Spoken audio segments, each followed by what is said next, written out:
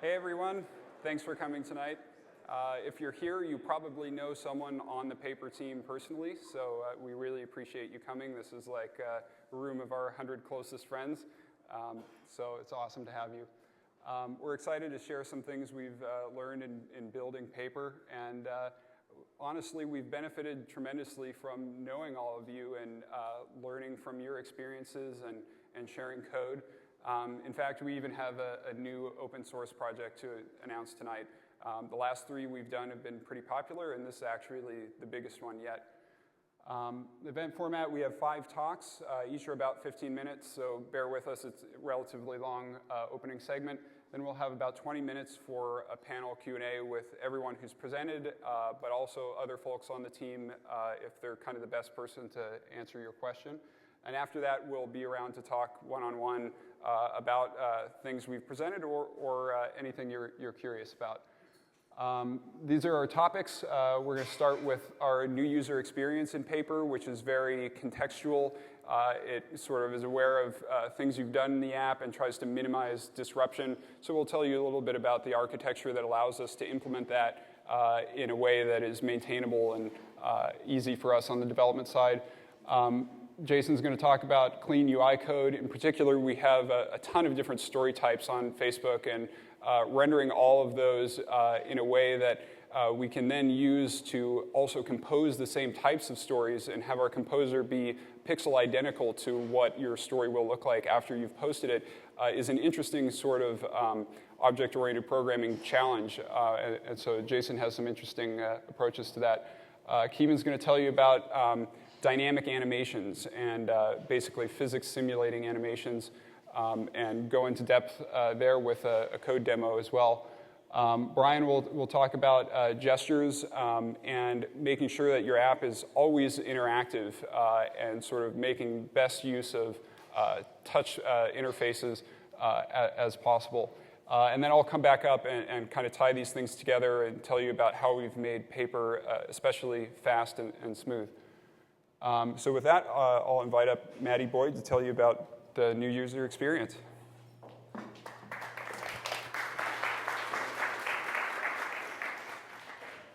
Hi there, everyone. I'm Maddie. I worked on Paper's tutorial system, and I'm here to talk to you about how you can introduce the features of your app and leave people with a great first impression.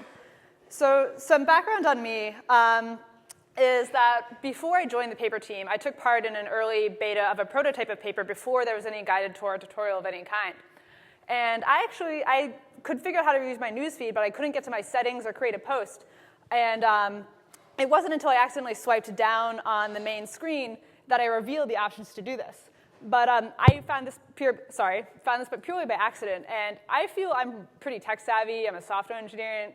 Other Facebook employees are having similar issues. They couldn't fully navigate around the app. And if I couldn't figure it out, then how could I expect people like my parents, who are a bit less tech savvy, to figure this out? So some more background on why the Paper navigational system is the way it is. The designers wanted to give as much screen real estate to stories and content and posts as they possibly could. And if you want to give more screen real estate to something, you have to take away screen real estate from something else. And so the goal was to minimize navigational elements in Chrome to the greatest extent possible. So here's some comparisons of the main Facebook app and Paper on the right. And here I highlighted the navigational elements in Chrome, and you can compare how we try to minimize them in Paper. And if you don't have buttons to tap on, then you need to navigate another way, and that's gestures. But if there's no clear direction on how to navigate, like there's no visual indicator, then we'd have to have some other way to tell users how to navigate. So their tutorials can be very useful if they're handled properly. They can minimize churn. If people can't figure out how to use your app, they'll get frustrated, and they won't spend much time with it. There are too many apps in the App Store with 5-star ratings that people won't waste time in an app that's causing them to be frustrated. Tutorials can really help make new features discoverable. So you might have a lot of really awesome features within your app that people might not ever encounter unless purely by chance. And finally, so currently the Facebook app and Paper to this day still receive negative reviews in the App Store for feature requests that are actually currently in the app. So you can build really awesome functionality, but if people don't find it, you might as well not have built it in the first place. So for example, like MG Siegler, another relatively tech-savvy person, has been talking about how events aren't in the paper app. They are in the paper app, they're just maybe not as easy to find. You can get to them through notifications if there are stories about the event in your newsfeed, or you can search for events by name, but even MG Siegler can't find them. So I used to work in events teams, so this is like personally something that concerns me. And so tutorials can also be very frustrating. I admit, like when I first joined the team and I heard that we were building a tutorial, I was like, oh God, not another one of those. Because they can often just be a really bad experience. So the most common type of tutorial for introducing features of an app is the blocking interstitial, which is you start up the app. Let's say you open up Facebook. You want to create a post or read some stories from your friends. But before you can do that, sorry, like here, we're announcing some updates to the app. Here, you have to click through a series of dialogues, perhaps, before you can actually get to the app and do what you came there to do. So this can cause a lot of frustrating because they're forced, they're up front, and they're separated from the app experience. And like if I come to Facebook, it's because I wanted to read my newsfeed, et cetera. And reading through a series of instructions, that's none of those things. It's separate to the app experience. It's like separate tutorial land. And we wanted to keep people within the app. So we wanted to, so Facebook, we're like aware. We've been made fun of for the past. Like College Humor made fun of us for like our style of tutorial. So we're aware of this and we're trying to make it better. So some goals that we had for the tutorial that we wanted to build for paper is we wanted to space out information over time so it'd be easier to retain. If you like have a fire hose of information for people straight up front, they're not going to remember it because they don't know yet what they need to know to be able to use the app. So it'll pass right through. And we've done user studies that have confirmed this. We also wanted to make our tutorial contextually aware. And what I mean by contextually aware is we want to show you hints for navigating around newsfeed when you're actually in newsfeed. We want to show you hints on how to open up a web link if you're looking at a web link in a long article that you can swipe up and not some other time. We also want to provide feedback so that people can associate the right action with the right behavior and not just be swiping around completing things by accident. And we also wanted to keep users within the app and not take them to a separate tutorial land.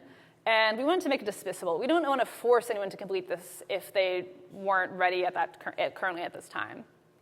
And we took some inspiration from games. We wanted to make this like as fun an experience as possible. So here's how it's contextually aware. Like we'll show you a hint. This is a hint about browsing around newsfeed. But if you swipe away from newsfeed, then we won't show you that hint anymore because it's no longer relevant. You come back to newsfeed, that hint is relevant again, and we'll show it to you again. So we also want to provide feedback. So when you take an action, there's often a progress indicator at the top that will cycle up, and it will turn green when it's complete to communicate that you've completed this hint. We wanted to keep users within the app. So for example, this is like an article that's in my newsfeed that I want to read. So when I swipe it up, it opens it. And when I'm done, it swipes it down, and I'm back in my newsfeed. And of course, it's dismissible. If there's a hint that you want to go away at some time, you click the X, it'll go away. And if we think you need that hint later, we'll show it to you again at a later time if you haven't yet completed that hint. But if you have completed it, then we won't show it to you because you don't need it. You could figure it out on your own. So there's different levels of control for when these hints will show. So at the higher level, we can turn the entire tutorial controller on and off at a given time. For example, when you background the app, you probably don't want to hear the lady's voice telling you how to swipe up stories if you're in your settings or checking your email. We also need to be in the relevant part of the app. For instance, we'll show you hints relevant to moving around newsfeed when you're in newsfeed. We'll show you hints for how to get back from settings if you're currently in settings. We also, another way which gives us really fine-grained control of whether or not we'll show a hint is each hint has a condition block. And so there are times where you'll be looking at, for example, a full-screen post that we could show you hints for what to do with that full-screen post, but let's say now you open up your notifications icon, and suddenly that hint is no longer relevant. We don't want to show you that hint even though you technically have a full-screen post there. So we'll set a condition variable that we store in the tutorial controller that we are showing the notifications dual to true. So whenever we set one of these global condition variables that communicate state of the app, the tutorial controller will go through any currently pending hints and call their condition blocks to evaluate a Boolean statement that will just do some comparison of these condition variables. If the statement evaluates to true, then we can show the hint. But if one of these variables means that we shouldn't show this hint and the condition block evaluates to false, we won't show that hint. We'll suspend it until later. And finally, each hint has a start delay. And the start delay has two purposes. One, now let's say you're going from settings to newsfeed to your profile. We don't want to show you any hints to newsfeed because you're not staying in your newsfeed, and it would just, you're navigating somewhere else, it would just get in your way. It'll be probably a bit annoying. And also, the start delay for each hint allows us to give the user some time to complete the hint on their own, so that like we only want to show you a hint if we think you need it. If you don't need it, keep on using Facebook. So we also have this allows us to, we also have a decoupled design for the tutorial controller. All of your views will encapsulate state and send messages to the tutorial controller, and then the tutorial controller can use condition blocks, condition variables, and any messages sent to it from newsfeed or other parts of the app to decide which hint to show and when. This allows us, so instead of having like a tightly coupled design where the tutorial controller would have to query these view controllers for state information, this allows us, we can make changes or upgrades to the tutorial controller without having to change all the calls and the call sites and the views themselves, which allows us to move faster and iterate more quickly. And so we got a lot of positive response for the tutorial, which made us pretty excited. In our app reviews, people said the tutorial makes the app really easy to use. Someone else says that she loves how the lovely voice shows and tells you how to do everything. And someone else says the tutorial made him appreciate the simplicity of the app even more. And on Twitter, someone says there was a very creative tutorial. People help people get on board. And the voice is comforting. So people exhibited good positive feedback, which was good for us. But so we think we definitely did better than previous guided tours elsewhere, at least within projects that Facebook has published. But we also done user studies after the fact comparing people's reactions to their first experience with the app, and we found some points of improvement. So people have been asked, sometimes people will request maybe they want to toggle the tutorial on and off or ask for more on-demand help. So we currently have a link to the Help Center if people want more help after they've completed the tutorial. But one of the main goals of the tutorial was to try to figure out when people are stuck and need help. And we use condition variables and contextual awareness and the start delay to try to figure out when people need a hint and show a hint when it's most relevant to you. But if people are still requesting help on demand, then perhaps we can do better at that. And also people asked for us to communicate status or progress of the tutorial. Some people were wanted to know how far along they had gotten. And this is an intentional design decision we made to not show a status bar. That's because any kind of incomplete progress bar or status bar creates a very strong psychological urge to complete it. Humans don't like to leave unfinished business. And this is actually a common design pattern for when people in designing apps, if you want people to do something or complete something. For example, for profile completion, it's very common. Facebook does it. I used to work at Zynga. Zynga does it. OkCupid, LinkedIn, they'll have unfinished status bars as motivation to add more information to your profile. But we wanted users to have a relaxed experience with the tutorial and not feel rushed to complete it. And always you just need to. There are things we could. Also, there was limited retention. Some people would see the hint completed, but then a couple days later forget the hint. But it's always a trade-off between should we just show the hint 2 times, 3 times? But you don't we didn't want to spam our users either. So it's just figuring out the best balance between providing information when people need it and when they need it. So our takeaways from our experience with the tutorial were that people really like tutorials that offer help when they need it.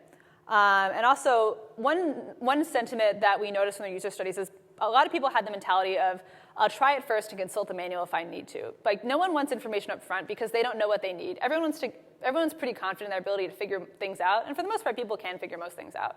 But for those 1 or 2 things that they might still need help with, then that's where either some kind of on-demand help or a tutorial system that will provide the right hint at the right time, that will be the best. And also, just as always, consider the trade-offs between making sure people have the best positive experience and really like your app and can fully use it and understand what they need to do to get around it.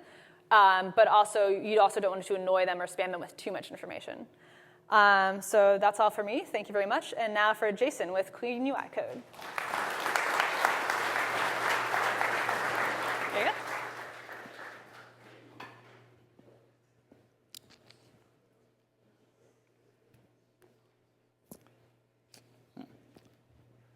Hi, all. I'm Jason Prado. I joined the paper team about 1.5 years ago. And unlike a lot of developers in the iOS community and on the paper team and probably here tonight, I don't come from a UI programming or an Apple or an iOS background. I actually spent a lot more time working on servers and scalable backends. And I hadn't really done that much UI code before I joined Paper. So before working on Paper, I'd heard a lot of myths about how UI code works, and it kind of basically scared me away. I'd heard that UIs are messy problems that aren't given to clear descriptions because the problems themselves are messy. I'd heard that UI code has too much state and too many dependencies, so it's not really possible to test or it's not worth testing. I'd also heard that UI code has to change so quickly that it's just not worth refactoring or not worth making high quality.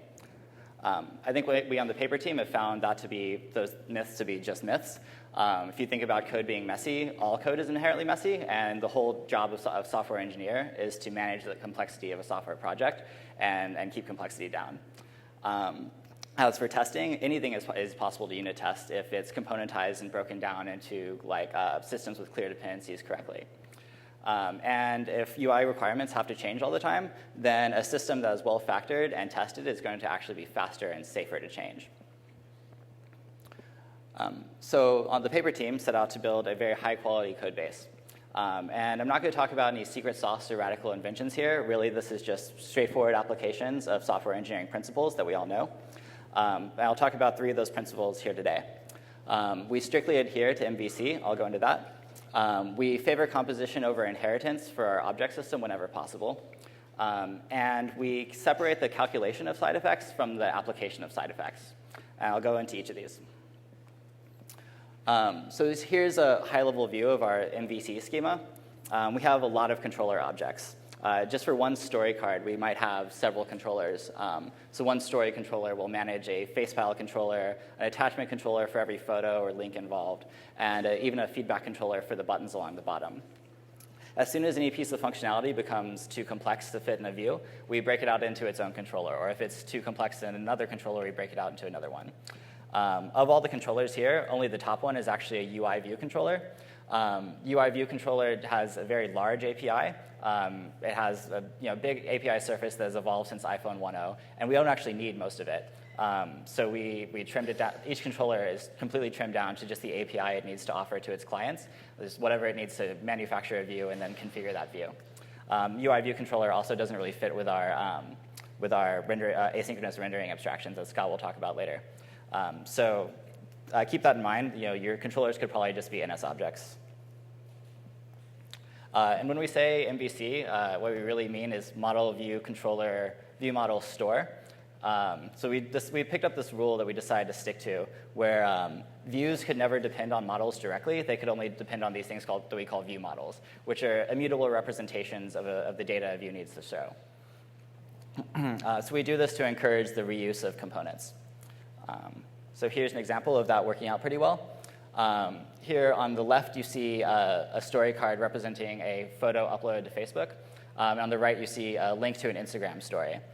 So these are actually backed by different models in the server and in our database. On the left, we have a proper photo model. On the right, we have just a link preview model that's much more trimmed down. But our designers decided that we wanted to treat both of these kinds of photos the same, allow them both to be picked up and interact with our gesture system. So we built this photo view that had a hard dependency on the photo model. So we couldn't immediately use it for a link preview. So we refactored this view to depend only on an immutable view model called a photo view model. And then we use controllers to to turn these models into view models that can be used by the photo view. So here's a demonstration of that, or a flowchart of how that goes. And this refactoring went really well. It caused us to decide to build all of our views in this way, where a view could never then depend on a model. And this rule paid off over and over again. So we did the same thing with videos and video links. And then in our interactive composer, we don't actually have models from the server or models in our database while a story is being composed. But we do have the ability to create immutable view models on the fly because they're just NS objects. So that's very important there. Speaking of our composer, so the next principle is choosing composition over inheritance. So Paper can render dozens of story types. There's text stories, attachment stories with links and photos, full screen photo stories, check-ins, shared posts, videos, and lots of combinations among these. So it might seem reasonable at first to model these kinds of stories with an inheritance hierarchy. You know, like maybe a text story view is the parent of an attachment story view, which is the parent of a full screen attachment story view. This is actually not an option because of our composer. So we set out to build a fully WYSIWYG composer where a single story card can transform from any kind of story to any other kind of story on the fly. This actually constrains us to have just one kind of story view and make it configurable over time. So instead of having a hierarchy of objects there, we actually just configure a story view with these objects instead. A story view is defined by its contents, which is a view model, metrics, which is a structure describing its appearance, and a layout spec, which I'll go into in a moment. So this is a metric structure. A metric structure holds the configuration for a story's appearance at a very high level. So this is where we put configuration for like padding, font metrics, kind of like directives on how things will be laid out in the future.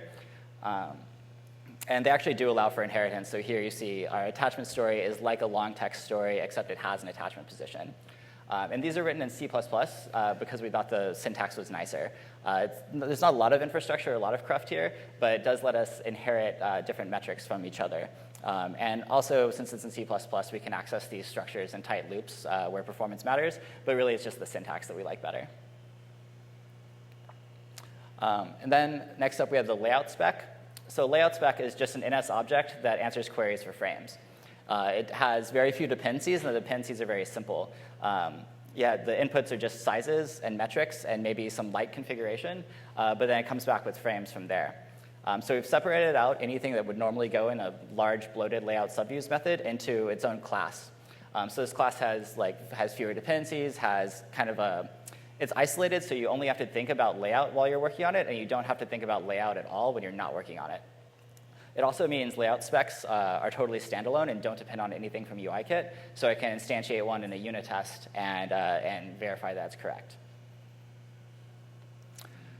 Which leads into the last principle I wanted to talk about, which is the separation of calculating a side effect from applying a side effect. And layout specs are the core of this pattern. So as you saw when the composer transitioned from one kind of story to another, what we do is calculate the destination layout spec. It's just where everything is going to go on the screen and some formatting around it. And we calculate that in isolation of where the story is now. We only have to worry about where it's going, not where it is or how it gets there. And then once that layout spec is calculated, we have all the final frames, and we just call this applicator function, optionally animated, and it creates animations for us, and everything is kind of handled transparently.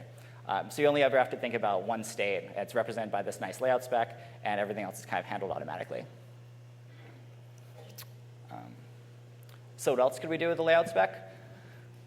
We can swap them out easily. Because they're just objects, they're just configuring an object. We don't have to change the code in layout subviews. We just change the version of the layout spec we're using out from underneath it. So Paper has this feature you might have seen where we have custom link previews for lots of publishers. So we have 50 different publishers now that have specialized rendering for their link previews, and we're adding more all the time. So link previews, these views were previously configured with a layout spec that was handwritten in Objective-C.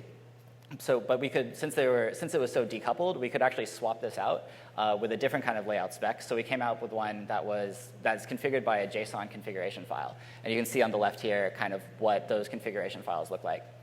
I sat down with our awesome graphic designer, and she explained how she designs these covers. She explained that all of the elements are laid out either in terms of a grid system that she's come up with or relative to each other. So you can actually see this in the code. Every element is specified either to lie on a grid or near a grid or in grid units, or to lay out relatively next to other elements. And our designers hadn't really written code before, but now she writes this JSON layout code completely on her own and checks it in without any involvement from engineers.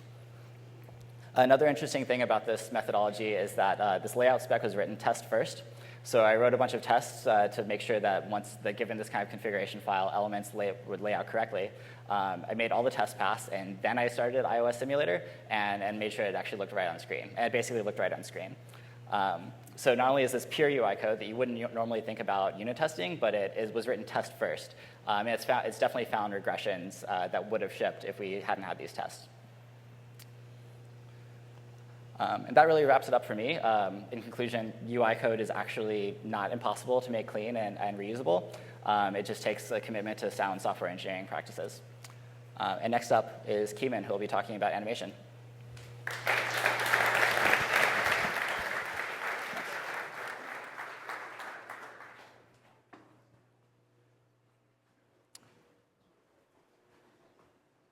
Thanks, Jason.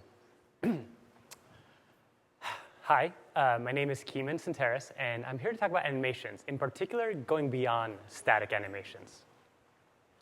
So what are static animations? Well, ever since the original iPhone, iOS has shipped with 4 basic animations out of the box. You're probably familiar with them. Linear, ease in, ease out, ease in, ease out. Behind these animations is core animation. That's actually the framework that's driving these. And core animation is a very efficient way of animating layers. Many credit core animation, in fact, with one of the distinguishing factors between iPhone and the competition. But what if you need to go beyond those static animations? What if you wanted to take into account velocity?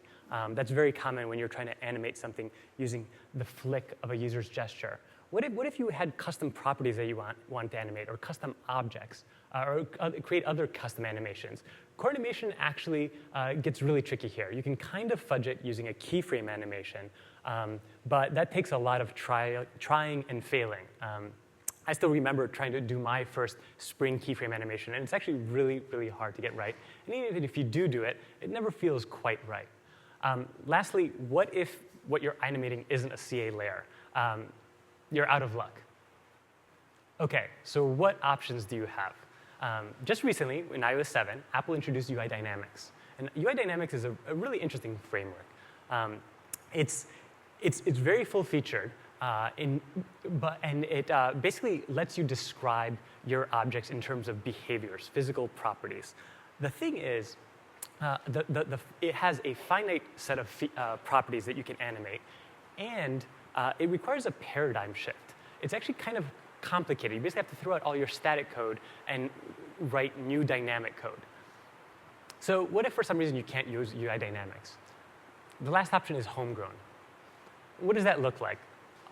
Basically, it means you have to create a CA display link, manage that, create your own render time function, and then start keeping track of lots and lots of state.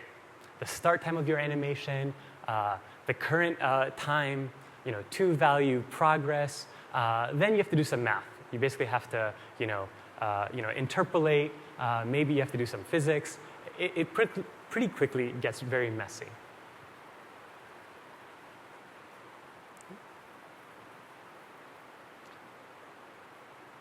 So in Paper, we have a lot of animations. If you see here, and you've probably all used Paper, there's sliding, there's bouncing, there's unfolding.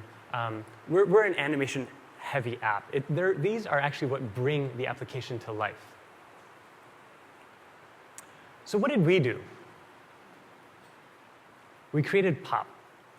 Pop is the animation engine behind all of Paper's animations. It's driving those animations and transitions that you and all our users have come to love. Now, Pop has actually been around for a while. It was first built at Push Pop Press, but we really honed it and refined it during the development of Paper. So, in creating an animation framework, what were our goals? We basically wanted to make the animation that we use most really, really convenient. We also wanted to make it an extensible framework. If for some reason there was an animation that wasn't handled out of the box, we should be able to plug into the framework instead of scrapping everything and starting anew. Lastly, we really needed to make it developer-friendly. Paper is chock full of animations, and they're interruptible. Users can interact with those objects. We really wanted to support that kind of interface.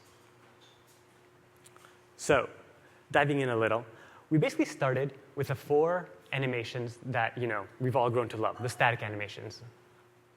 And we added 3 new types out of the box: spring, decay, and custom.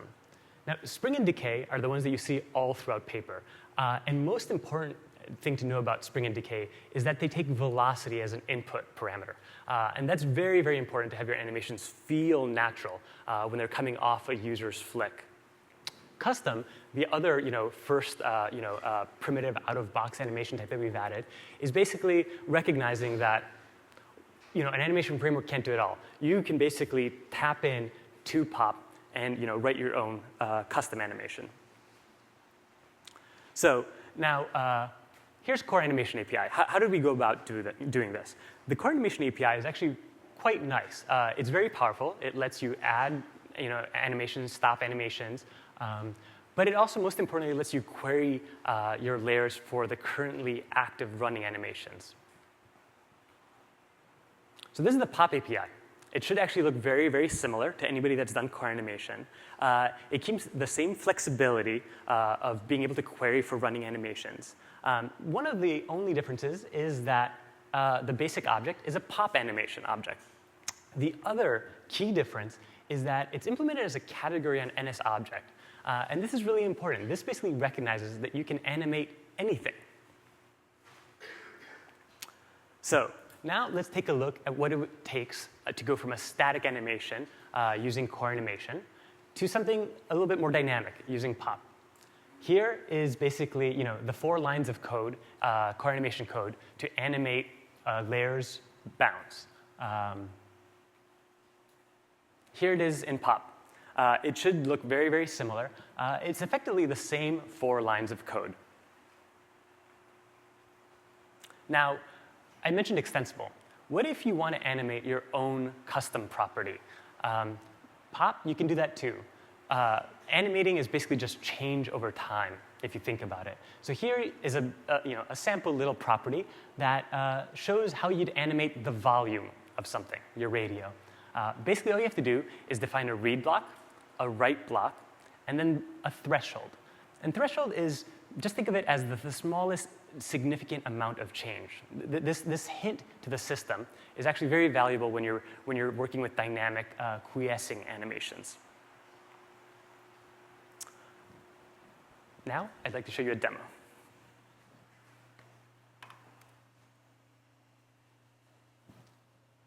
Could we switch to the demo machine? Great. OK. As you'll see, first and foremost, we've ported pop to OS X as well. Here's a spring animation. It looks pretty good, even just out of the box. But we can tweak it. We spent a good amount of time coming up with two parameters, speed and bounciness. And they're just that. You can increase the speed. Your animation speed increases. You can decrease the speed. It decreases. Now let's crank up the bounciness and see what that looks like. Exactly what you'd expect, right? Notice I'm just toggling animation. The animation isn't quiescing. I'm just taking an animation and just re-vectoring it. That's actually very key to building fluid, responsive applications and interfaces. What does that look like in pop? So here you basically have a property that returns a spring animation, creating one if needed. We're animating the bounds, removed on completion equal to no. So some of you that know core animation, this should look very, very familiar. And here's the toggle image IB action. It's basically just toggling the to value of the spring animation. And basically what that is doing, there's no additional state being tracked, whether the image is expanded or collapsed. We're basically just updating the to value of an animation and letting the system converge. We're letting the animation object converge to that destination value. Great. Could we go back to the slides?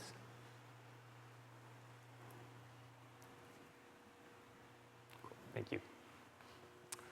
OK, so Pop is actually a pretty big framework.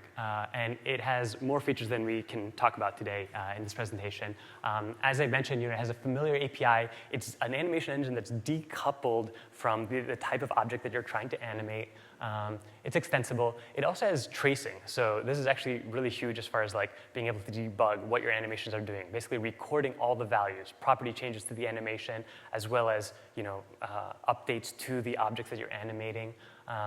It's used extensively in unit tests. And as you saw, we have it in paper and on OS 10. Now, we'd like to announce that we're going to be open sourcing it. So as you've noticed, thanks. As you noticed, we've been on a bit of a roll, and we've started open sourcing a number of the technology underlying, paper. So POP is joining kind of a family of, utilities and frameworks that we've released recently. And I just wanted to kind of briefly walk through them. KVO controller came first. KVO controller, check it out. It's basically a way of kind of doing thread-safe, modern key value observing. It adds blocks and all sorts of niceties. A nice simple utility class that we definitely take advantage of within paper. We also open sourced Shimmer a few weeks ago. So if you don't know Shimmer, Shimmer is basically used extensively in paper. It's that loading indicator effect. And up on GitHub, it basically lets you add that same effect and tweaking it to your heart's delight to any view or layer. Lastly, just a few weeks ago, we open sourced Tweaks. And Tweaks are great, honestly. It's basically a framework that allows you to tweak values. And it turns out works really, really well with POP in tandem. When you have these types of animations, you don't really want to have to recompile and relaunch the app just so that you can change a value just to see what it feels like. And it turns out Tweaks works really well with POP and physics-based animations. Now, in the coming weeks, you'll be able to find POP at this URL on GitHub. If you would like pre-release access, just see me after the presentations, and we might be able to arrange something, but it should be very shortly.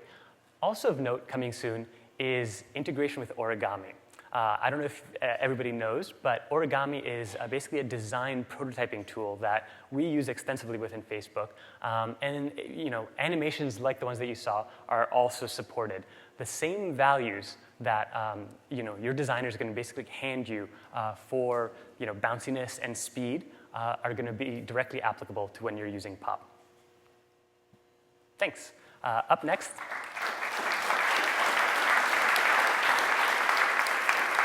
Up next is Brian. He's going to talk about advanced gestural interactions. Thank you. Awesome. Hi. It's great to see you all. I'm Brian Amerige. Excuse me. I'm Brian Amerige. Among other things, I worked on Paper's gestural architecture, and I'm here to talk about some of the things that we learned along the way and how they might help you make your apps a little bit more interactive. So one of the design principles that we have while we're building Paper is that everything should be interactable all the time. And that means that you should never get caught waiting for an animation to finish or for gestures to stop conflicting when you really want to do something else. And just in case you haven't seen this in Paper, here's an example. No matter what you're doing with this photo, you can always open and close it. Even while it's still animating close, you can still pinch the strip down. It's always interactable. Some people think that this is a gimmick and that it's just sort of a fancy and nice extra bit of polish. We strongly believe this is not a gimmick. On a device that is defined by its gestural interface, this is really important. When I think about the first time that I used one of these, I remember how it felt like magic. And we as iOS engineers know that that's because Apple removed a layer of indirection. Suddenly, we were interacting directly with the content. When we block interaction, it's very frustrating for the people who use our apps. It opens a gap between what people want to do and what the phone is letting them do. And that's really sad. And to be honest, it kind of breaks my heart a little bit every time I see it. Because it breaks the promise of what a gesturally driven device is capable of. The truth is, this is actually really common throughout iOS. Here's the Photos app, for example. Notice how when I try to pinch closed, the first few pinches are missed. And then when it's closing and I try to open it again, it takes 3 taps to open this. Why? Well, if you study people who try to interact with things like this, you discover a kind of funny fact. Animations actually take longer to quiesce than they appear to take. And so it looks like the animation is finished, but it really hasn't. And so you swipe and you try to interact, and it's ignored. And the world is a more sad and frustrated place. So let's not do that. Let's make everything interactable all the time. So there's a tendency to think about animations as something that you sort of fire and forget. As a fancy way from getting from point A to point B. And this comes from the days when that's really all animation could be. Days where building something like paper just wasn't possible. Today, we like to think about animation as being about understanding. It helps you understand how interaction with an object will and should behave. And to build highly interactive interfaces like paper, we need to internalize the fact that animations they're potentially always active. They're not an interim state. And so we can't do things like wait for them to finish or just forget about them after they're fired. So we have to think a little bit differently about animations to build these kinds of interfaces. This is a corollary to that. There are some non-starters when it comes to building these kinds of interfaces. Namely, while they're both incredibly convenient, both implicit animations and UI view animations are off the table if you want to build these kinds of interfaces. And that's because it's very inconvenient to cancel these. And even if you could, they almost always feel wrong when they follow gestural interaction. So we can't use these. So what about core animation? Now, technically, you can use core animation, because you're probably thinking you can cancel it by removing the animation from the layer. And that's true. But it gets cumbersome, because core animation operates on the render server. And what that means, as far as we're concerned, is that the current values of the animation are only ever committed to the presentation layer. And so if you were to just remove an animation from a layer, it would appear to jump back to the model layer, the values on the model layer. And so to prevent this sort of thing, to prevent that jump, you have to do something that looks like this. You have to pull the presentation value from the presentation layer, then you remove your animation, and then you immediately apply it to the model layer. So let me tell you, at scale, this is not fun.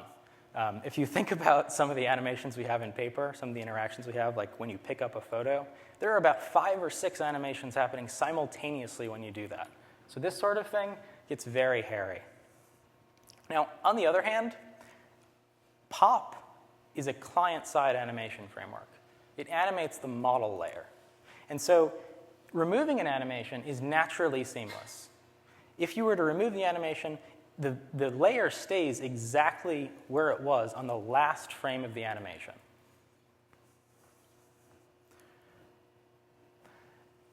POP also supports, as Kimon mentioned, the mutation of its to value on the fly. And so for discrete gestures, something like a tap, this makes interruptions really easy.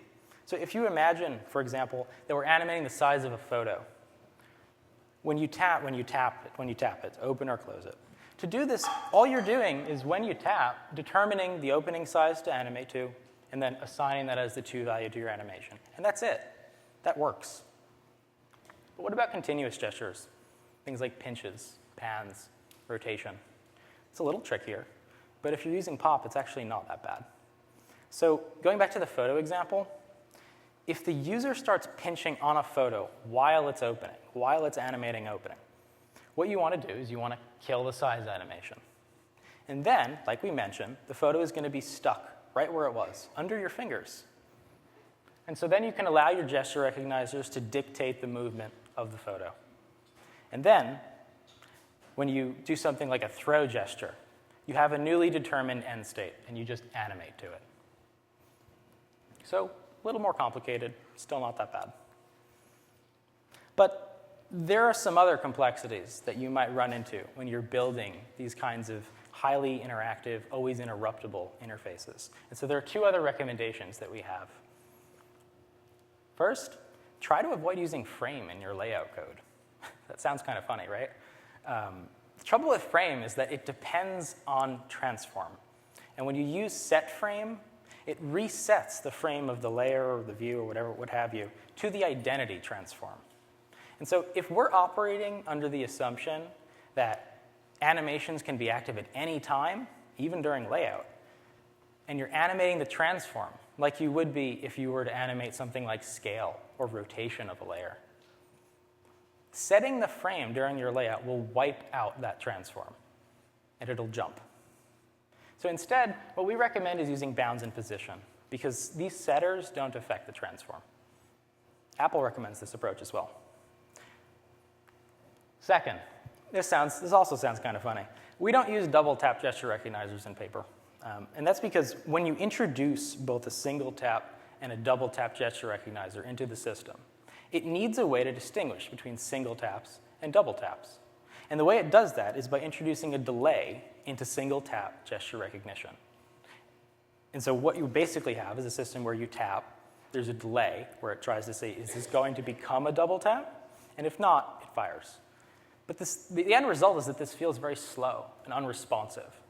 And because single taps are so much more common and generally more important because they're used for navigation, we just avoid double tap recognizers altogether.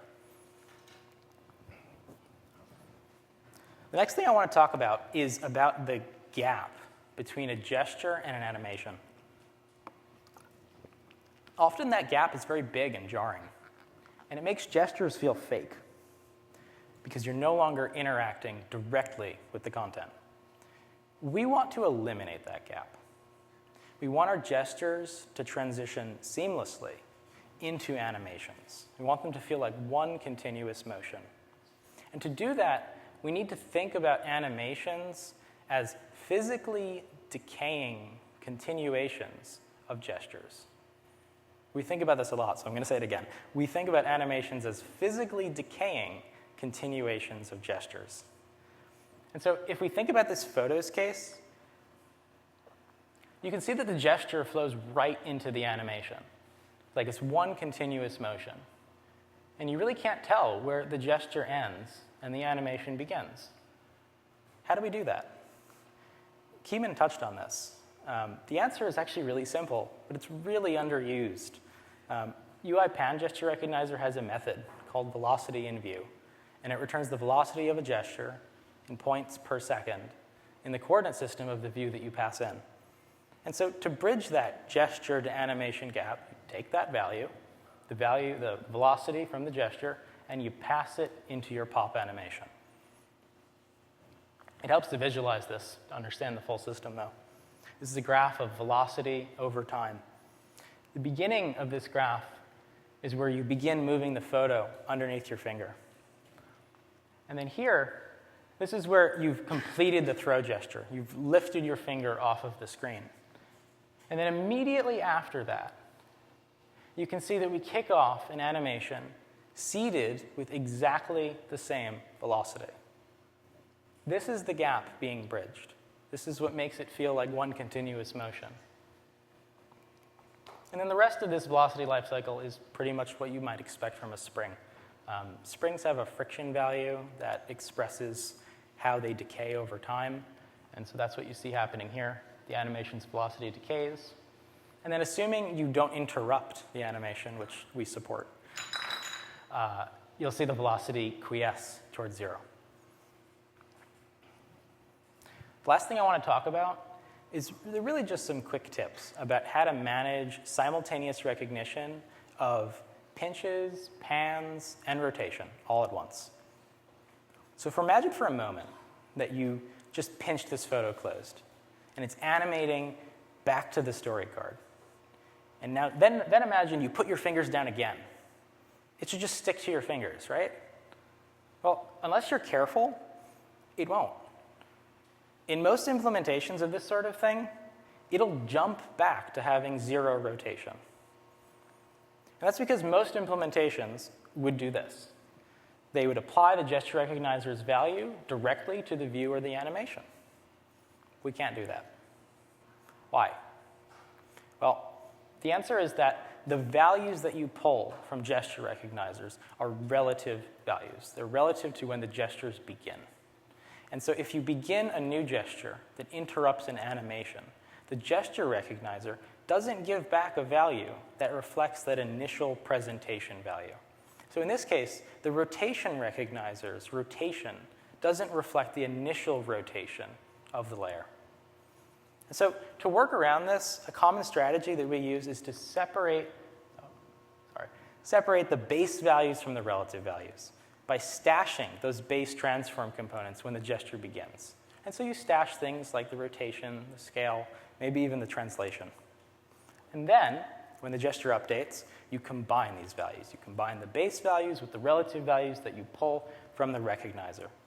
And this yields a value that you can apply directly, is impervious to interruptions to animations, and it works regardless of which gestures in the set of supported gestures are currently active. So, to recap, there are three things that get you really far when you're building highly interactive interfaces. First, we want to make everything interactable all the time because it delivers on the promise of a gesturally driven device. Second, we want to bridge the gap from gestures to animations by seeding your animations with gestural velocity. We want to see one continuous motion.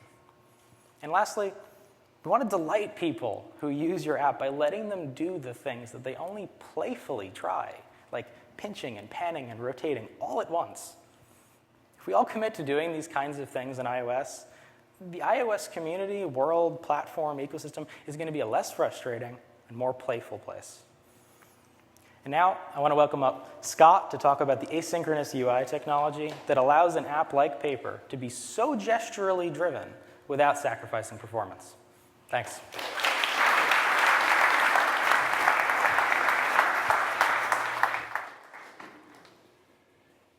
So as we've just heard from Kimon and Brian, gestures and physics simulating interactions that POP enables really fit hand in hand together. And it's very important to make sure that those things are performant and smooth.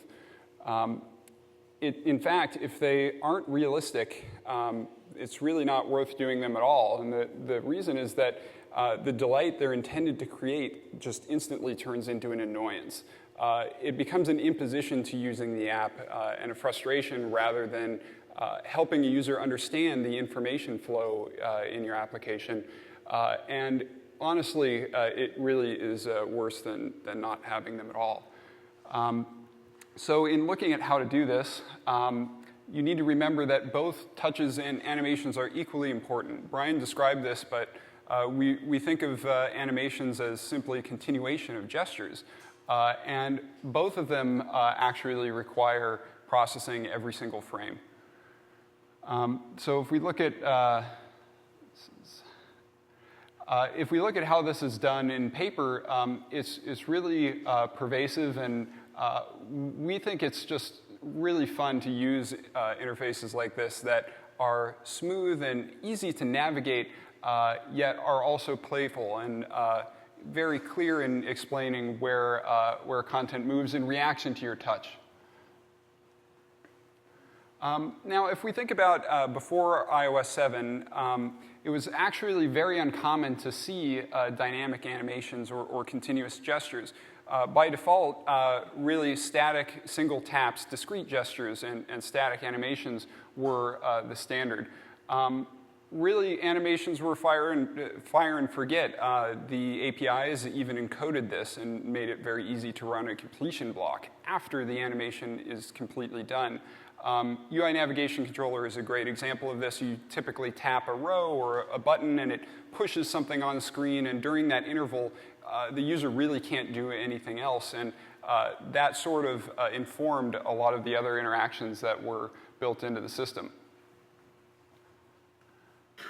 Now, if we think about iOS 7 and apps like Paper, and of course new apps that are coming out today, this has really started to change. And what makes these interactions different is that they're very sensitive to stalls on the main thread. Brian alluded to this as well, but the render server that Core Animation provides is an out-of-process construct that makes static animations extremely smooth and is highly optimized for that use case. But because these animations are interactive and react to gestures that are being delivered as touch streams to the main thread of your application, it's simply not performant to interact with another process by mock inter-process communication as the user performs their gestures. What this means is that previously, the operating system scheduler could take a slow single-core iPhone and time slice anything you're doing on the main thread, even if it spans multiple frames, and keep animations fluid by ensuring that the animation thread has the highest priority of anything on the system. That actually can't happen in this world because the OS scheduler has no purview over your main thread aside from giving it runtime. So if you block that, that is up to you to resolve. So where else have we seen this? It turns out that UI scroll view has demonstrated this problem forever, but it's not necessarily obvious that it's related to these other types of interactions. Inertial scrolling and the deceleration effect of scroll views is a physics simulating interaction. And in fact, it's a decay animation that POP makes very easy to implement directly as well. There just hasn't been an API that exposes doing this, and it's actually internal to the implementation of scroll view that sort of implements that progressive per frame deceleration of the view. What this amounts to is that blocking the main thread inevitably results in delayed gesture processing and also jumpy physics. So what actually causes most of these frame drops? Just as a general guideline, you're looking at about 5 milliseconds in terms of how much time you have before it's likely that you will cause the device to drop a frame. That value varies a little bit depending on the complexity of your view hierarchy. Basically, there's a bunch of other stuff the system has to accomplish in a 16 millisecond frame, and depending on how material that work is, that will change the amount of time you have. It's best to benchmark this based on the slowest device that you intend to support, which for most people is the iPhone 4 right now. Things that commonly take more than 5 milliseconds on the main thread are layout subviews, primarily sizing text, rendering just about anything, including drawing glyphs of text, decoding images, whether they be PNG assets or downloaded JPEGs, or rendering arbitrary graphics, core graphics, creating, say, a gradient instead of loading an image asset. But also UI view, simply initializing them is relatively expensive. You're often creating whole trees of them. Adding subviews, removing from superview, these things actually send notifications to other views that the changes have occurred. They walk the hierarchy to check if there should be a new first responder. And again, even deallocating views is expensive. So why can't we actually just optimize all of these things? That's what has been common for optimizing scroll views. That actually is a good idea. Certainly isn't something you should avoid, but you always get to this point where there are no reasonable or easy optimizations left. And at that stage, you're left with basically compromising the design or shipping something that's slow for users on the oldest phones that you want to support, or waiting for new hardware. And none of those are really good options.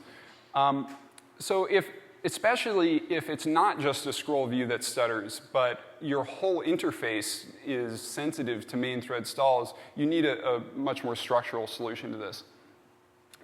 So can we actually just solve each of these things separately in a new way? That's definitely a great place to start. Divide and conquer, we're all extremely familiar with. Image decoding is done this way by most applications that do any amount of image decoding, because if you were to use UI image view, you'd get 500 millisecond stalls on the main thread instead of 5 millisecond stalls. So it's pretty much not an option to ship most apps without that.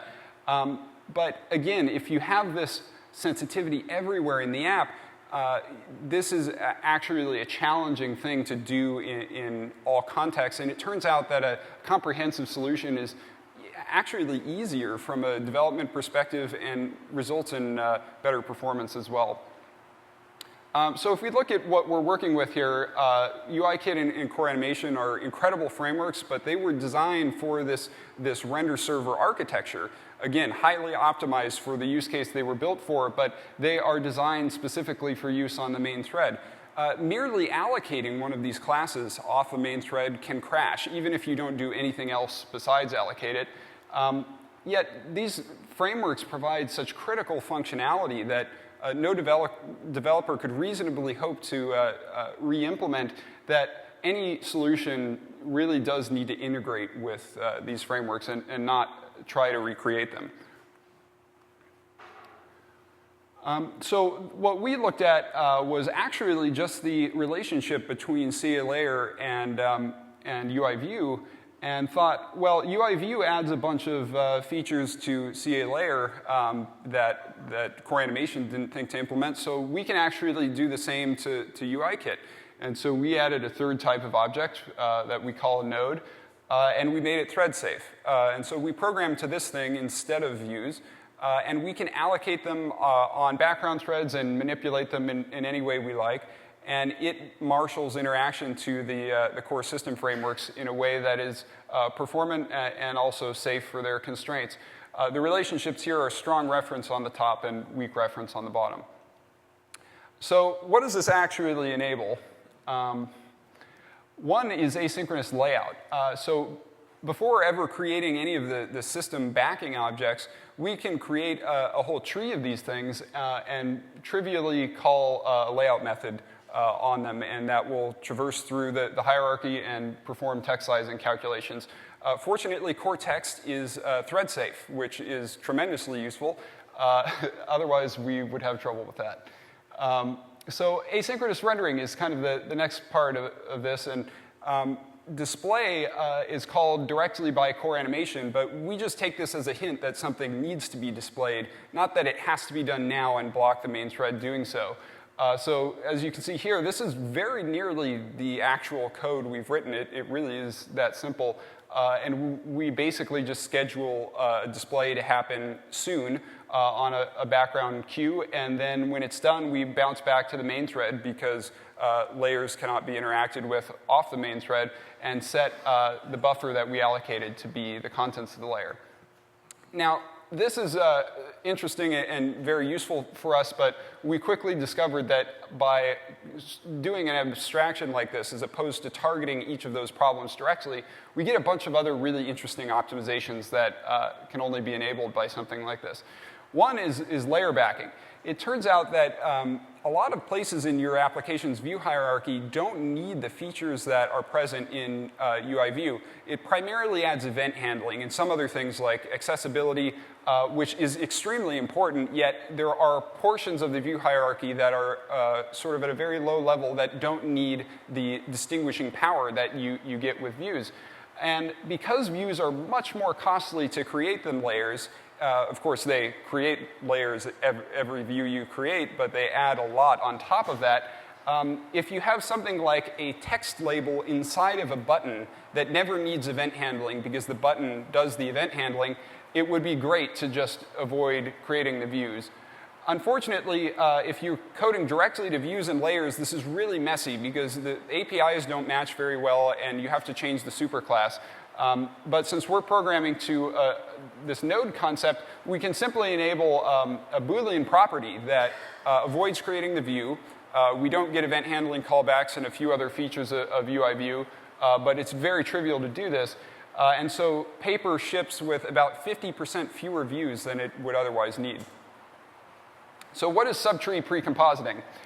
As you can see with the transition a bit, it's the concept of taking a bunch of objects that are authored as independent constructs, but then compressing them down into a single texture that can be provided to the GPU. As we saw with Jason's talk, link booklets, for example, that we've designed are really convenient to build in a way that you can change the layout of, say, the author byline that can appear in many different locations. But it really would be more efficient to write a huge drawrect method that just sort of applied all of these graphical transformations to a single buffer. CA layer provides something sort of like this, but it's completely opaque. So if you change certain layer properties, they can easily trigger a re-rasterization, which is incredibly expensive. And there are no good tools for you to actually figure out that that's happening. And it's extremely easy for that to be done accidentally. So one example of this, again, these link booklets. You can see there's almost a dozen different sorts of subviews that you would naturally want to put in here and lay them out. And we simply enable this property for the attachment itself, and we perform software compositing to compress them down into a single texture. This actually allows us to take layer backing to another extreme, and instead of just not creating the views, we can avoid creating the layers too. And so we actually don't have any views or layers beneath these attachments and just have a single buffer. So concurrency. All recent system-on-chip designs that Apple has produced are at dual core currently, and the trend is only going up. And as of the A7, these are incredibly powerful cores, and it really would be a shame to waste even a percentage of a single core. And while asynchronous operation is really what's necessary for smoothness, if you take advantage of both cores, you can minimize wait times and actually make your app load faster as well. About 80% of iOS devices in active use today are dual core. It's pretty much just the iPhone 4 that's commonly used that's single core. So we can take the layout operations I described and make those concurrent. So for example, if you load 10 new stories in Paper, we actually take each of those stories and put them on a concurrent queue for sizing. So we're performing text sizing on multiple stories at once.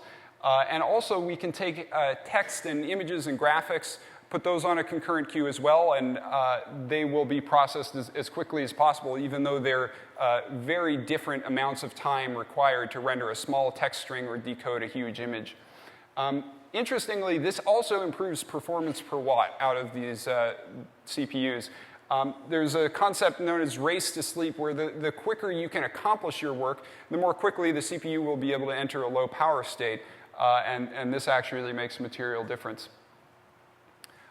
So that's something that I think we'd love to hear your ideas on and are happy to answer questions on. So we have about 20 minutes now for all of our presenters to come up to answer questions. We'll be around after that as well to talk to you directly. And indeed, the rest of our team is here as well. So if you have a question that's best for one of them, we'll bring them up.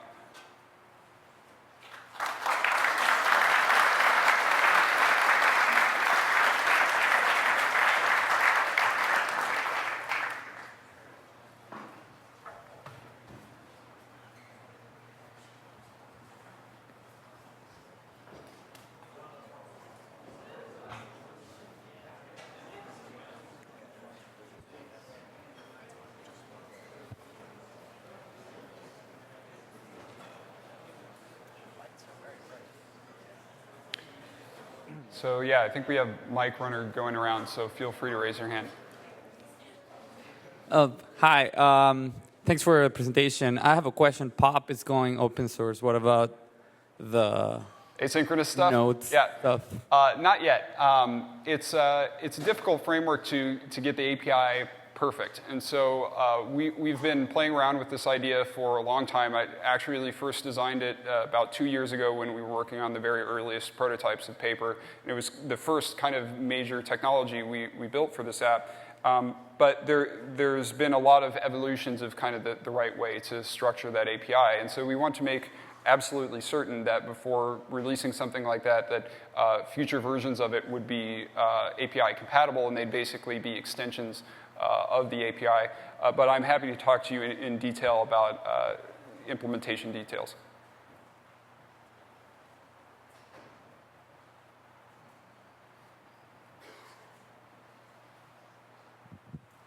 Hi, thanks again. I really liked the talk about the tutorial, and all the talk about pop made me wonder if there's been any thought about integrating the intrinsic movableness of those UI elements into the tutorial itself. So they might flap to sort of tell you that they want to be pulled or pushed or swung around. Have you guys talked about how those two things could really play together? So do you mean like adding, like having hints about how to interact with photos or how to play with them? Exactly. So like if something's something that you could flap open, it might sort of flap open by itself just to hint that you should pull it, since it's already so movable and flexible already, just because of pop. Well, we also kind of want to have a little bit of surprise within the app as well. So like we're moving forward with paper, we have updates, we'll be launching new features, so there'll be like more about that. But it's always fun to like figure things out and not have it be told as well. So sometimes like the surprise of the interaction is like one of the more fun parts. I think that's an interesting idea. What we tend to do is tell you about the smoothest or simplest way to interact with something. And for example, you can swipe up a photo to open it. It's probably what you'll do most of the time, but we think it's definitely very important to make sure that if a user is simply trying to make your app screw up, that it actually really work correctly. And so things like the pinch gesture, which is a little less commonly used. One reason you might use it is to actually zoom in on a detail of a photo, which is pretty useful when you want to do that. But we don't necessarily want to tell users about that up front because it would make the tutorial much longer in total. But I like the idea of sort of popping up a link booklet cover and stuff like that. Makes sense. Thanks.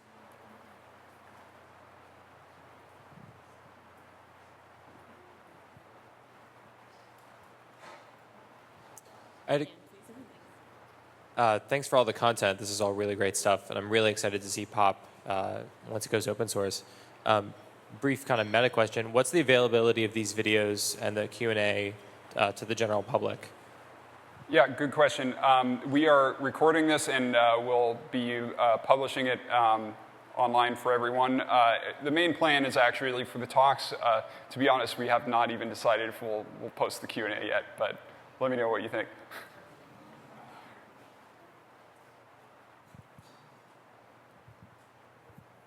Hi, I had a question about unit testing the UI. I've had a number of problems with using Cedar, and I was wondering what you all used for testing your UI, and what's worked for you and what hasn't worked for you. So previously to Facebook, I'd used KIF, and I thought that was a pretty cool framework, but I haven't really kept tabs on things like that. Mostly, we do more unit testing, and we don't have that much integration testing at Facebook right now, but there's actually several teams working actively on that. I know we're much further along on integration testing Android, so if you're looking for inspiration, see what the Android world does. Yeah, about integration testing, by the way, we've radically improved the accessibility support in Paper as of the next release that's coming soon. Accessibility is a fantastic way to implement integration testing, so that's one interesting connection. Also, you can see in Kimon's open sourcing of POP, there are a ton of unit tests included, and I believe KVO controller is also unit tested. And tweaks as well. Yeah. So.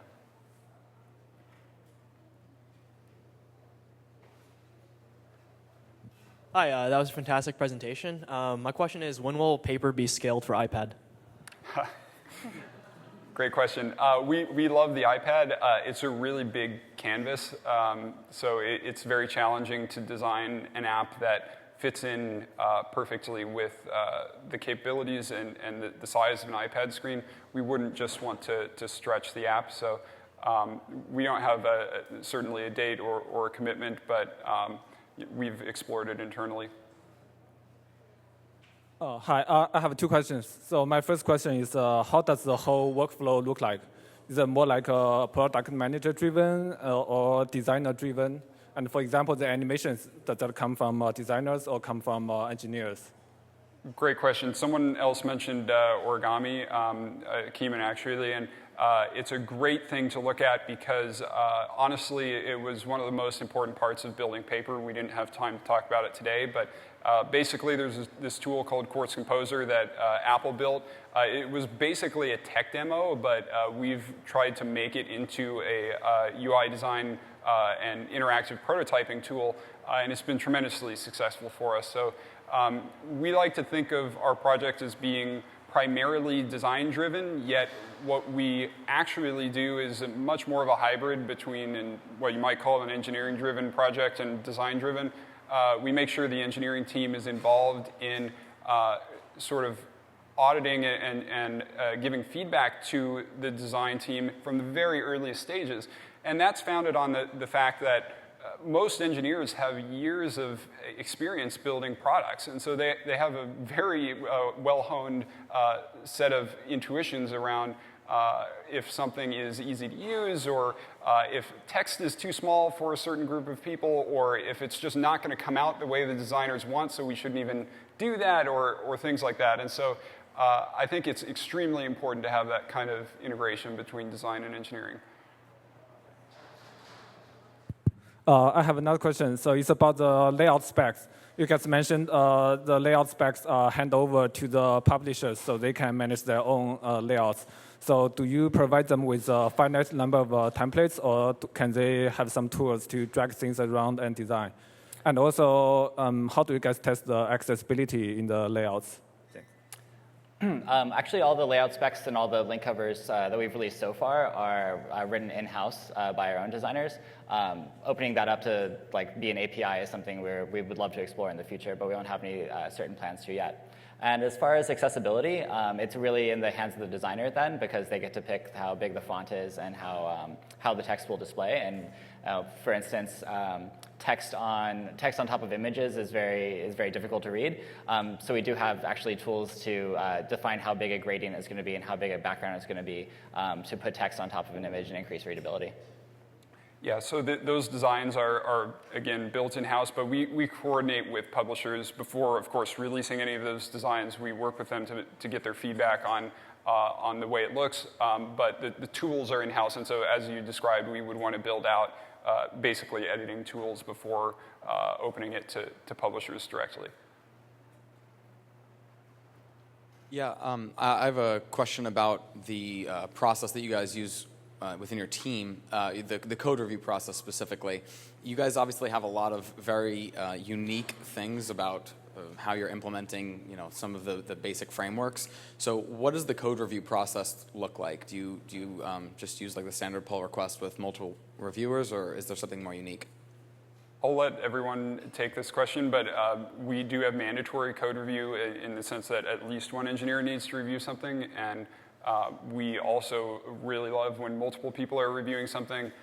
There are different sort of expectations we have depending on what stage of a release cycle we're in and stuff like that. But we all have a really thorough understanding of the basics of, or not even the basics, we have a thorough understanding of each of these sort of roll your own solutions that we're using here. And so we're all qualified reviewers for anything on that level. But more specifically than that, we each kind of own strong components of the app. We have strong ownership of those, and we generally prefer and wait for those owners to review the components before moving forward.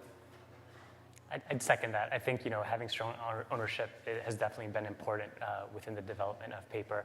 But in general, I think we also loop just about everybody on the team on every diff, just to help get context. And you never know, they might know something that the person that you think is the best, most qualified person, might actually miss. So. Yeah, and it's also how much diff review you want I try to communicate that, and we all kind of do, whether it's okay, this is just a generated change, I just need someone to check it off, versus this is going to be a changing of the API, I'm not the expert in this part of the app, can I get a little more thorough feedback, I want a deeper review, so you can kind of signal that. And in addition to our code review process, we have a very structured release process, a hand-over-hand branching system, where that we get to stabilize the release before we ship it, and that's proved incredibly important. Great, thanks. Cool. Your custom node view hierarchy was fascinating. I guess the question I had was about how well it integrates with UIKit. And so it sounds like you didn't want to really rewrite UIKit because there's all these great things in it, which makes sense. But if you're flattening all the views to textures, or even they're just backing up layers that back the views, how does like, how can you actually use Apple's views with that? Like, wouldn't you have to render that's them? a good question. So we basically are primarily interested in using the non-trivial bits like UI gesture recognizer or UI web view. I mentioned some up there. And something like UI label and UI image view, we do not use. And so for one of those pre-compositing things to work, you actually can't use some arbitrary view and expect that to work correctly. So in those subtrees, we don't use like a web view or a map view or something like that. Fortunately, in most of those cases, like MapKit, for example, has a great asynchronous snapshotting system that we use that allows us to avoid that, basically. And the other classes are very easy to rebuild. As I mentioned, Cortex is thread safe, so you can imagine implementing your own label class is not too big a task. Wouldn't you still have to like render an Apple view, or like say use the snapshotting API? Like, wouldn't you pull it, like you would end up with an image in the CPU, and then you'd have to buffer that back to the GPU, and the round trip wouldn't be worth it? Like you would lose a frame already? You mean in the case of like, trying to make the Apple so view use work? like a UI text view. Sure, and we do use text view. So mainly it's the pre-compositing stuff that wouldn't work very well with that, but you can absolutely mix and match these things in a very similar way to having a view hierarchy that has like some layers sprinkled in. It's even possible to have a layer that has a sublayer which has a view, which you wouldn't really want to do because it will break event handling. The same principles apply to our setup. So you can actually have a layer that has a subnode, for example. We don't recommend doing that. We don't do that internally, but it does actually show up. A few things will break, just like in the view and layer mixing case. But if you start in the other direction and you have nodes at the top and they sort of degrade to views or layers as you go down the tree, that's completely valid. And in the case of a text view or something like that, that works. More specifically, in paper, we switch to nodes when we get to the level of stories. So we actually have like a UI view controller at the top level, and the node hierarchy begins at stories. Perfect, thank you.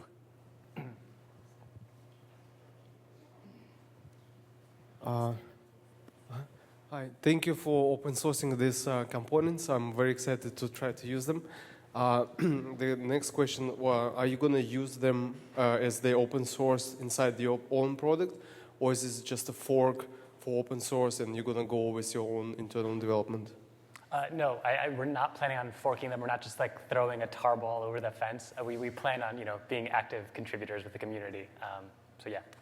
Yeah, for sure. As I mentioned with the asynchronous stuff, that's one of the reasons we've kind of taken pause with it. Is I think this applies to all Facebook open source initiatives. We want to make sure it's the main branch, basically. Hi. How much is the content of the tutorials driven by user testing in terms of discovering what people need help with? And I guess more generally, do you do user testing in earlier prototype phases? Yeah, sure. So we did user studies on both like main Facebook app and paper. One of the big contributors for what we should have hints for was our own internal betas. We also had, before launching, we had a beta that we did with like non-employees who are like close family and friends of Facebook employees. And so we got feedback from them about what were the most difficult parts of the app that were also most important to using the app. And we added hints for those. So we tried to like not overload people with hints, but we wanted to show the important things to make sure people had a full experience.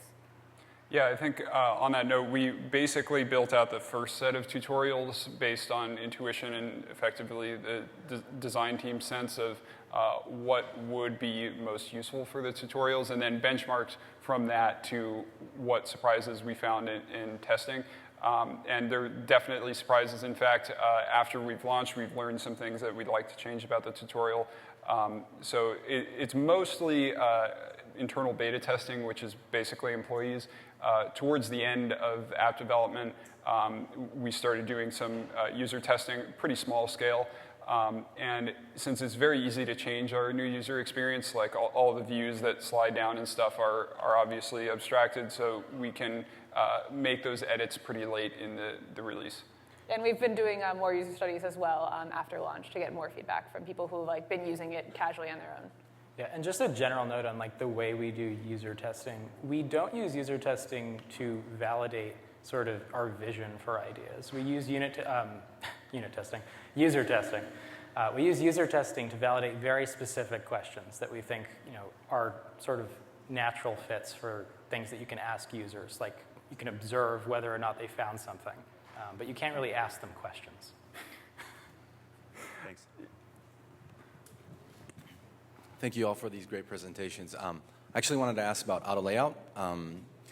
Was it ever a consideration for you, and what were your findings? Yeah, we would have loved to use auto layout, but unfortunately it falls under the sort of like main thread opaque stuff that UIKit does. And in addition to that, auto layout sort of explodes in compute complexity as you start adding more and more constraints. And so you reach this like tipping point relatively quickly where that thunk is very material, and it becomes an overhead that is in addition to text sizing. So text sizing is really the main part of layout that is always expensive. It's going to be really hard to get rid of completely.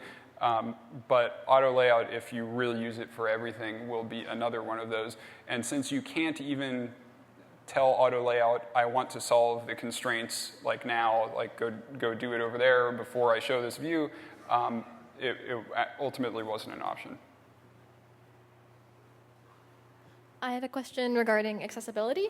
You mentioned that you're improving it a lot for the next release, and I was wondering, since the app is already really gesturally driven and accessibility is gesturally driven, how did you map that one to the other?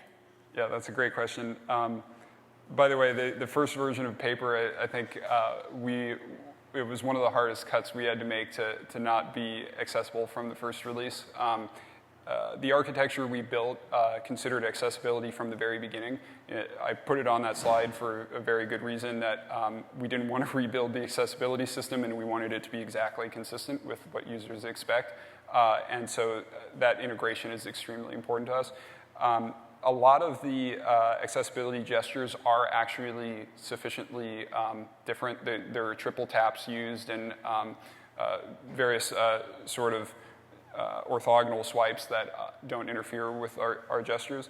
And so for the most part, I don't think we've actually had a big problem with that. I think there might be a couple places where we had to adjust that, but when you have voiceover turned on, that clearly takes precedent. So if there is a conflicting gesture, we prefer the accessibility action. Hi, I was just curious what sort of things you're doing to sort of instrument your user experience especially and see how it's performing in the wild. If people are discovering these gestures, if there are things they're trying to do that aren't working, that sort of thing. Maddie, I think you worked on. Yeah, sure. So we have our team is a user researcher who will bring people in. We'll do a mix of like shorter informal studies and observational. So like one example of a type of study that we'll bring someone in and they'll just have them kind of use the app, and then like the researcher will kind of ask them like, oh, why'd you do that? Or like, why didn't you do this? Or like, isn't this hint bothering you? Like, why didn't you click the X to like get rid of it and get some information that way? And so that's one informal. We keep track of app reviews as well. Like for me, like I'll go through and just like kind of see what people are looking at. But also we have like quality QA and our UX user experience researchers who can also get broader data sets about what people like and what they're complaining about, and kind of aggregate them to identify our top issues. And that's the biggest motivator of like the updates we're working on now and the improvements we're making to the app going forward. That's one thing we use as well for driving the new user experience development is there are certain gestures in the app where we've had some hypothesis about basically we think people will do this, but we're not really sure. And so we'll add an analytics instrumentation that is basically just a statistical calculation of 10% of people do this and 90% do this. And that gives us some feedback on if people can't discover it or if it's not useful enough. Maybe it's obvious, but nobody's using it, and we should just remove it because it's too complex to justify that or stuff like that. Okay, we have one last question. Yeah, in terms of the asynchronous pre-measurement for the content that's coming into the view, what are some of the strategies that Paper implements in case that they aren't measured in time? Yep, great question. So one of the really interesting things about asynchronous UI is that it frees you to preload stuff. So in a traditional UI table view, you literally cannot preload any cells, or at least it's not useful, because there is no opportunity you have that would be sort of like better to block the main thread, because you can't predict when the user's touch is going to land. So it's just a failing proposition to try to do that. But if your preparation of a new cell does not block the main thread, you're free to do that as much as you want. And in fact, you can control how much you do that based on how much memory the device has, for example, or how much spare CPU you have, or if another operation is already ongoing, or various other matters of prioritization. So we do that very extensively. And if that still fails, which absolutely can happen if you scroll really fast, you're familiar with this placeholder thing. In fact, it's on our icon that shows up in that case, which is basically like a generic story. And so what we really like to do here is try to make that placeholder state, which is synchronously rendered. In this case, it's basically just views or layers that have a background color set on them. So there's no actual rendering to be done. There's a small amount of compositing work. Those we can block on creating and making sure that something is there. Ideally, it's as close as possible visually to what the content looks like. Cool. So we'll be around for the rest of the time until 9:30. Thanks, everyone. Thanks.